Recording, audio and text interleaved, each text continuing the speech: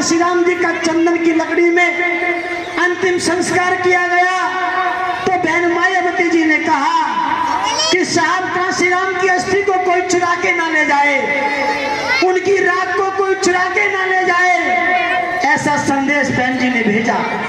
इन पे ध्यान रखना है, कोई राख को चुरा के ना ले जाए, अस्थियों को साहब काशीराम जी की चुरा के ना ले जाए। दिल्ली की टीम को आदेश बहन कुमारी मायावती जी ने दिया था और दिल्ली की टीम ने मुझको आदेश दिया था, तो मैं उसी स्थान पर खड़ा बैठा हुआ था।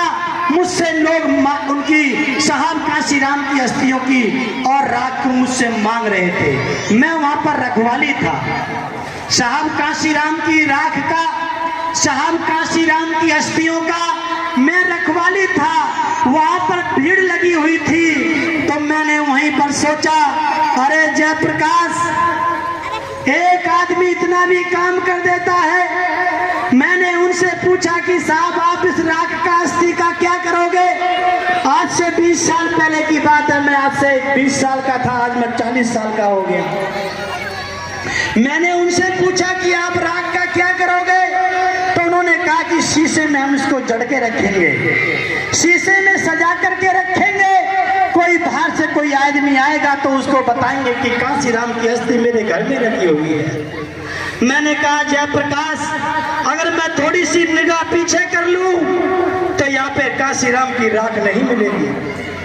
एक इंसान इतना भी काम कर देता है जिसकी राख के लिए लोग तरस जाते हो। उसी दिन आपके बेटे जयप्रकाश ने कसम खाई कि साहब काशीराम, आपके बनाए हुए रास्ते पे चलूंगा, ना कभी शादी करूंगा, ना धन संचय करूंगा, ना घर वापिस जाऊंगा। अगर तुमने सीएम दिया तो आपकी असली सपूत औलाद उस दिन कहलाएंगे जब इस देश का प्रधानमंत्री हम आपको बना के देंगे। साथियों, लोग कहते हैं अरे कैसे बनोगे देश के प्रधानमंत्री? इस देश में बाबा साहब की विचारधारा पे चलने वाले व्यक्ति को कैसे प्रधानमंत्री बनाओगे? लोग कहते हैं कि अब बीजेपी को कोई हरा नहीं सकता, 50 साल तक शासन करेगी बीजेपी।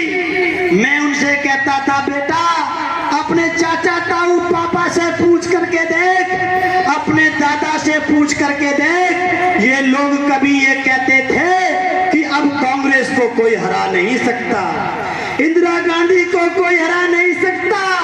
लेकिन आपके बीच में मान्यवर साहब काशीराम टूटी चप्पल पहन करके आए, बिना मडगाड़ की टूटी साइकिल लेकर के आए और शमशान घाट के पहने हुए कपड़ों को पहन करके आए। अरे जब मान्यवर साहब काशीराम कांग्रेस को मिट्टी में मिला सकते हैं तो साहब की असली औलाद इस देश में से भाजपा को खदेड़ने का काम करेगी। आज हम 15,000 रुपए का जूता पहनते हैं, 50-50 लाख की गाड़ी में चलते हैं। जब साहब काशीराम ने 4-4 आदमियों को एक कमरे में बिठा करके 4-4, 10-10 लाख आदमी इकट्ठा करके कांग्रेस को सजाए मौत देने का काम किया है, तो हम भी इस बीजेपी को सजाए मौत देने का काम करेंगे। इस देश में मानवतावादी सोच का व्यक्ति इस देश का प्रधानमंत्री बनाने का काम करेंगे।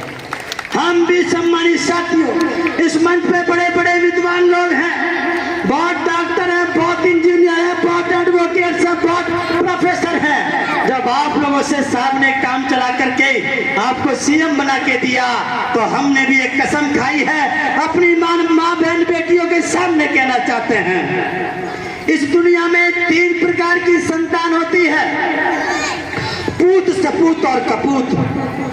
पूत, सपूत और कपूत। पूत वो होता है जो अपने माँ बाप के, अपने साम्राज्य को, अपनी जमीन जायदाद को ज्यों का त्यों बना के रखता है, उसे कम नहीं होने देता है, उसे पूत कहा जाता है। मैंने पूत जना है।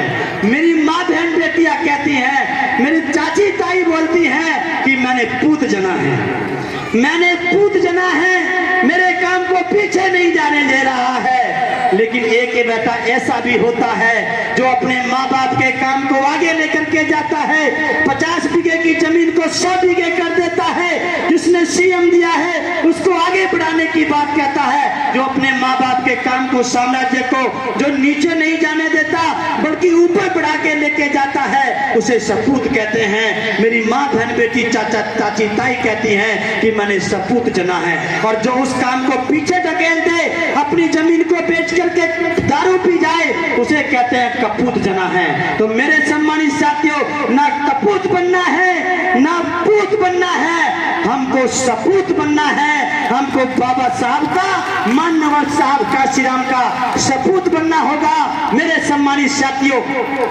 आपसे बहुत से लोग मैंने सोशल मीडिया में देखा था, आपसे भी बहुत से लोग कह सकते हैं कि अरे बाबा साहब काशीराम का तो ये परिनिर्वाण दिवस था, इन दिनों में साहब हमारे बीच से छोड़ करके गए थे और ये लोग रंगारंग कार्यक्रम मना रहे हैं, ये लोग संगीत में कार्यक्रम बना रहे हैं। इसमें एक बात बता के मैं अपनी बात को समाप्त करूंगा। मैं आपसे पूछता हूँ, सीरियस बात है, ध्यान से मेरी बात को सुनना, आपको ये बात समझ में आएगी कि कौन सा दिन बड़ा होता है, जन्म लेने वाला दिन बड़ा होता है या जिस दिन हमारे बीच से जो व्यक्ति जाता है वो दिन बड़ा होता है। इसको मैं सम्मानित साथियों आपके बीच में 1 मिनट में मैं आपसे एक सवाल पूछ करके इस बात को समाप्त अदा करते हुए, अब ये कार्यक्रम और थोड़ा सा चलेगा। एक प्रस्तुति हमारे 2-3 साथियों की होगी और 1-1 मिनट का हमारा ये एक दो वक्ता और होंगे, फिर हम लोग इस कार्यक्रम को बहुत जल्दी समाप्त करेंगे। उसके बाद सम्मानित साथियों, आप सोच सकते हो आपको भैंस का चारा डालना है, हमारी माता बहन बेटियों को खाना बनाना है, लेकिन हम आपका ध्यान रखेंगे। जब हम दिल्ली से चल के 500 किलोमीटर दूर से आ सकते हैं तो 5 कदम की दूरी तय करके आपको भी यहाँ पर बैठे रहना होगा। हम बाबा साहब के, साहब काशीराम के सपने को पूरा करेंगे। और मैं आपको सम्मानित साथियों, हमारी पूरी टीम आपको कमिटमेंट करती है कि हम बाबा साहब के कारवां को, साहब काशीराम के कारवां को, बहन जी के कारवां को, बुद्ध के कारवां को कभी पीछे नहीं जाने देंगे, बल्कि मंजिल तक पहुंचाने का काम करेंगे। इसी के साथ मैं अपनी वाणी को विराम देता हूं। जय भीम, जय भारत, धन्यवाद।